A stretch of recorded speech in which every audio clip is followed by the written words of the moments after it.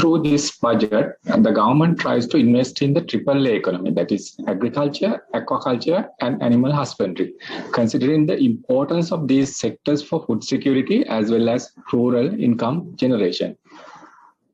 For the agriculture sector, budget has proposed to provide a grant of 5,000 rupees per hectare for using non-toxic weedicides, and also allocated 35,000 million rupees to provide startup working capital to produce organic fertilizers and organic pesticides.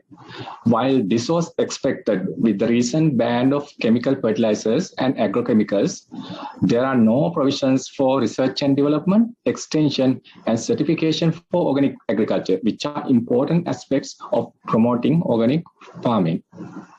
The budget also proposes to allocate 22,000 million rupees for the introduction of new agro-technologies, but none of the proposals address poor access to quality seed, climate disasters, animal damages to crops, and marketing issues, which have currently been identified as major challenges in the budget speech as well.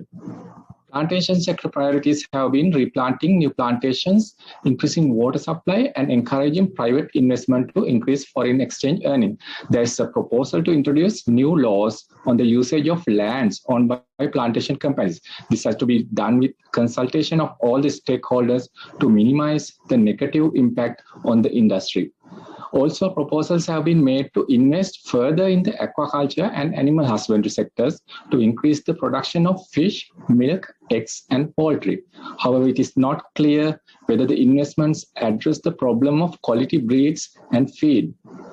Overall, the budget has several positive initiatives, though certain areas are lacking.